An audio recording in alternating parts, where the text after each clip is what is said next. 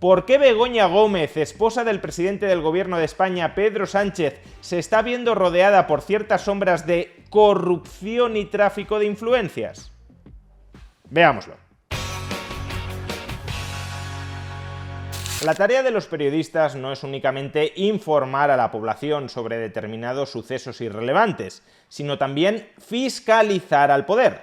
Sin embargo, a lo largo de los últimos días y a raíz de la carta del presidente del gobierno, Pedro Sánchez, en la que amaga con dimitir después de que se hayan extendido las sombras de corrupción y de tráfico de influencias alrededor de su esposa, a lo largo de estos últimos días se está generando un creciente clamor popular en contra de que los periodistas ejerzan como periodistas, es decir, en contra de que los periodistas fiscalicen al poder político, o al menos a ciertas personas dentro del poder político. El propio presidente del gobierno, Pedro Sánchez, como presidente del gobierno, no como un ciudadano particular, sino como presidente del gobierno, como cabeza del poder ejecutivo en España, dio esta semana el pistoletazo de salida contra dos medios de comunicación independientes que se han limitado a investigar y a informar sobre actividades potencialmente sospechosas de la esposa del presidente del gobierno, Begoña Gómez. Dio, como digo, el pistoletazo de salida contra estos dos medios de comunicación en su misiva en la que amaga con dimitir este próximo lunes. Decía Pedro Sánchez en esta carta: como ya sabrá, y si no le informo, un juzgado de Madrid ha abierto diligencias previas contra mi mujer, Begoña Gómez, a petición de una organización ultraderechista llamada Manos Limpias, para investigar unos supuestos delitos de tráfico de influencias y de corrupción en los negocios. Por lo que parece, el juez llamará a declarar a los responsables de dos cabeceras digitales que han venido publicando sobre este asunto. En mi opinión, son medios de marcada orientación derechista y ultraderechista. Démonos cuenta de que Pedro Sánchez se está limitando a descalificar el contenido de las informaciones de estos dos medios de comunicación, que son El Confidencial, un medio donde, por cierto, tengo el placer de colaborar, y The Objective. Pues bien, daos cuenta de que Pedro Sánchez, en lugar de dedicarse a desmentir, a contextualizar, a aclarar, a matizar las informaciones fruto de la investigación de estos medios de comunicación, a lo que se dedica es a descalificar el contenido de esas informaciones, meramente descalificando ideológicamente a estos medios de comunicación. Como son medios de comunicación de derechas o de ultraderecha, no pueden decir ninguna verdad. O aun cuando dijeran alguna verdad, es una verdad contrarrevolucionaria. Es una verdad que no podemos aceptar como personas de izquierdas, porque es una verdad que atenta contra nuestro proyecto progresista transformador de la sociedad, y ese proyecto es más importante que la verdad. Y después de este pistoletazo de salida contra dos medios de comunicación protagonizado por el jefe del Ejecutivo de España, repito una vez más, no por un ciudadano cualquiera, sino por quien controla todos los resortes del poder ejecutivo en España, acto seguido, diversos periodistas han suscrito un manifiesto contra el ejercicio del periodismo por parte de sus colegas. Personalidades como Rosa María Artal, Virginia Pérez Alonso, Maruja Torres, Gerardo TC, Silvia Inchaurrondo, Manuel Rivas, Antón Losada, Rosa Villacastín, Jesús Maraña, Javier Gallego o Cristina Fallarás acusan a The Objective y al Confidencial de golpismo mediático. Los gobiernos se eligen en las urnas, no al golpismo judicial y mediático. El ataque de la ultraderecha mediática y judicial contra la esposa del presidente del gobierno es un nuevo intento de subvertir la voluntad expresada en las urnas mediante medios ilícitos. La voluntad expresada en las urnas debe de ser que Pedro Sánchez y su entorno pueden hacer lo que les dé absolutamente la gana, porque cuentan con el respaldo mayoritario de la población española para que hagan lo que les dé la gana. De ahí que no deba haber periodistas que investiguen las actividades potencialmente ilícitas de Pedro Sánchez y de su entorno, porque las urnas ya han ratificado que pueden cometer, si así lo desean, actividades ilícitas. Las y los periodistas abajo firmantes invitamos a la sociedad civil a sumarse a este manifiesto y a movilizarse en las redes sociales y en las calles contra este atropello antidemocrático. Los gobiernos se eligen y se cambian en las urnas y en el Parlamento, no al golpismo judicial y mediático, no a la máquina del fango. Pero exactamente ¿qué es esto de la máquina del fango? Cuando estos dizque periodistas que reniegan del ejercicio del periodismo, que cargan contra sus dizque colegas porque están fiscalizando o intentando fiscalizar al poder político, cuando estos dizque periodistas que se está poniendo en funcionamiento la máquina del fango, ¿a qué se están refiriendo exactamente? Pues bien, hoy el periódico El Confidencial,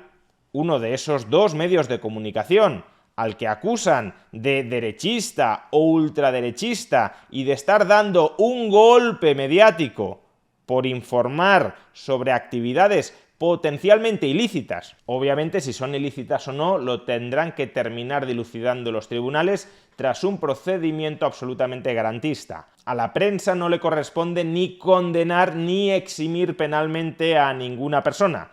Lo que le corresponde a la prensa es informar e investigar. Y hoy El Confidencial, después de estos ataques sistemáticos que está recibiendo desde la casta política y desde la casta mediática, que actúa más bien como jefes de prensa de la casta política, hoy El Confidencial publica una breve pieza en la que recopila toda la información y toda la investigación que han efectuado hasta el momento en torno a las actividades de Begoña Gómez y que nadie, en ningún momento, ha desmentido. Hay otras informaciones en otros medios de comunicación que sí han sido desmentidas, que sí se publicaron por error, pero todas las informaciones fruto de una labor de investigación del Confidencial que voy a relatar a continuación no han sido desmentidas por nadie. Podrán haber sido justificadas, explicadas supuestamente. Podrá pensarse que no son en el fondo tan graves,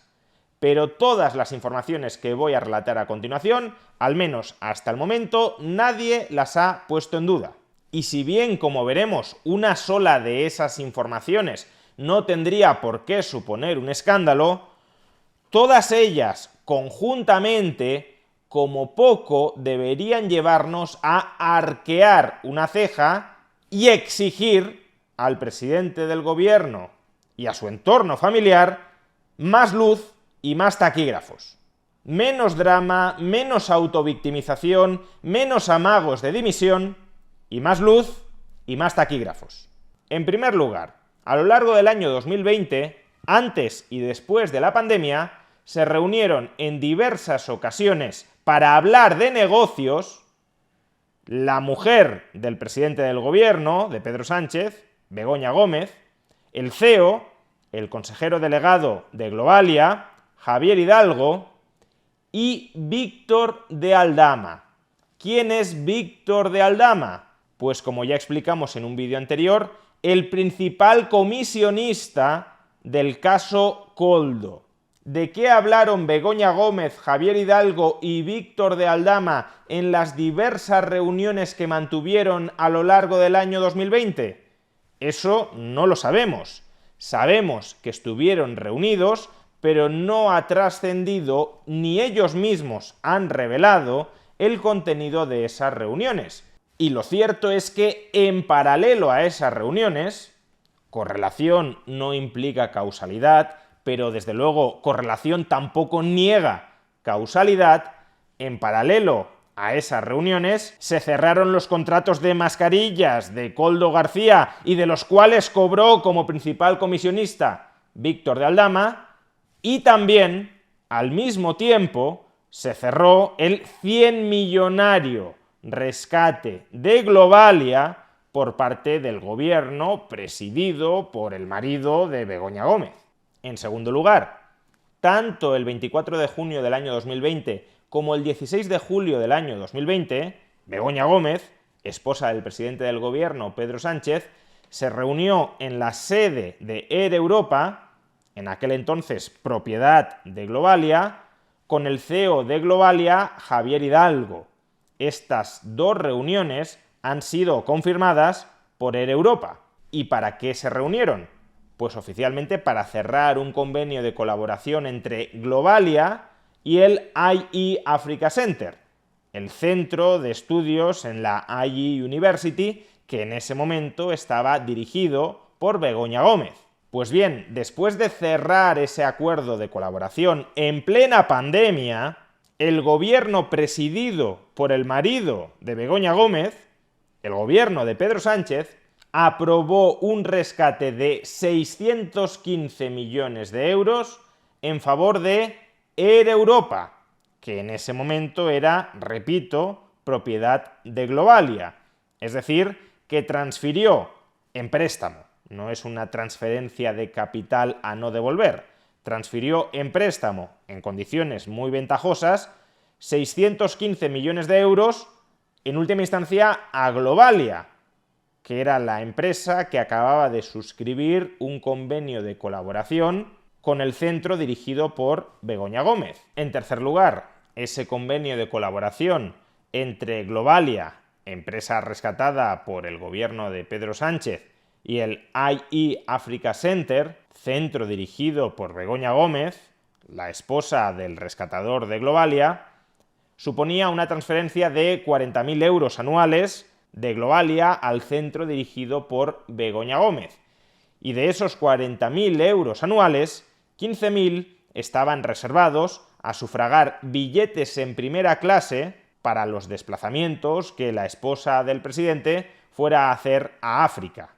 En cuarto lugar, Pedro Sánchez no se abstuvo en la decisión del Consejo de Ministros que aprobó el rescate a una compañía, Air Europa, que era propiedad de una empresa, Globalia, que acababa de apadrinar, que acababa de suscribir un convenio de colaboración con el centro IE Africa Center, dirigido por su esposa. A pesar del muy claro potencial conflicto de intereses, Pedro Sánchez no se abstuvo. En quinto lugar, en julio del año 2020, Begoña Gómez firmó una carta de recomendación en favor de otro empresario, Carlos Barrabés, empresario que fue quien puso en contacto originariamente, quien presentó a Begoña Gómez y a Javier Hidalgo, el consejero delegado de Globalia, y que además está vinculado al máster que también dirige Begoña Gómez en la Universidad Complutense de Madrid. Concretamente, Begoña Gómez firmó una carta de recomendación en favor de una unión temporal de empresas cuyo principal accionista es Carlos Barrabés. Esa carta de recomendación de Begoña Gómez iba dirigida a avalar, a apuntalar la candidatura de esta unión temporal de empresas, cuyo accionista mayoritario es Barrabés, el amigo o al menos el conocido de Begoña Gómez, a apuntalar la candidatura de esta unión temporal de empresas a un concurso iniciado por el Ministerio de Economía y que terminó ganando esta unión temporal de empresas, gracias a lo cual suscribieron un contrato de 7,7 millones de euros con el Ministerio de Economía. Y en sexto lugar, durante esas mismas fechas, Begoña Gómez volvió a firmar una segunda carta de recomendación para otro concurso del Ministerio de Economía en favor de otra unión temporal de empresas cuyo accionista mayoritario era Carlos Barrabés, y en ese concurso, esa unión temporal de empresas se terminó imponiendo, por muy poquito, pero se terminó imponiendo a todos sus rivales y se le terminó adjudicando otro contrato público de 4,4 millones de euros. Nada de todo esto es falso, nada ha sido desmentido por nadie. Lo que desde luego hay que aclarar es si alguno de estos hechos es constitutivo de delito, que no tiene por qué serlo o no tiene por qué ser posible demostrar que lo es. Como digo, esa es una tarea que compete a los tribunales. Por tanto, si alguno de estos hechos constituye un delito porque hay algo más de lo que sabemos, por ejemplo, que alguna de estas cartas de recomendación ha implicado algún tipo de contrapartida en beneficio de Begoña Gómez, si algo como esto se terminara demostrando, pues los tribunales harían muy bien en terminar condenando a Begoña Gómez y a los implicados en ese caso de corrupción y de tráfico de influencias. Pero hasta ahora nada de eso se ha demostrado. Los únicos hechos que sabemos son los que he mencionado con anterioridad. Y lo sabemos porque un periódico, en este caso El Confidencial, ha ejercido como periódico, ha practicado el periodismo de investigación y ha expuesto estos hechos. Hechos que, repito, en sí mismos no son constitutivos de delito, a menos que dispongamos de otros datos, pero que desde luego sí sientan la base de una exigencia de mayor transparencia alrededor de estos hechos y de otros posibles hechos similares protagonizados por la esposa del presidente del gobierno, sí sientan la base para una mayor exigencia de transparencia a Pedro Sánchez, a Begoña Gómez y al gobierno en general. Porque, como digo, estos hechos no son en sí mismos constitutivos de delito, pero muy bien tampoco huelen. Y parece que este tipo de información, que puede poner de manifiesto problemas de corrupción y de tráfico de influencias más hondos en ciertas instancias del Poder Ejecutivo Nacional o en los allegados de ciertas instancias del Poder Ejecutivo Nacional, parece que este tipo de información o de investigación periodística es la que el presidente del gobierno, Pedro Sánchez, y los voceros mediáticos del presidente del gobierno quieren que deje de publicarse. Detrás de todos los lloros y de todos los llantos contra el golpismo mediático, lo que se busca es la impunidad mediática para quien ostenta el poder político. Hay periodistas a los que parece que les desagrada profundamente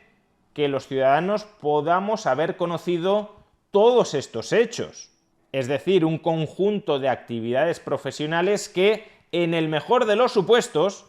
resultaría poco decorosa para una persona que es la cónyuge del presidente del gobierno, que está repartiendo millones de euros entre los empresarios con los que te reúnes y a los que recomiendas porque forman parte de tu entorno profesional y académico.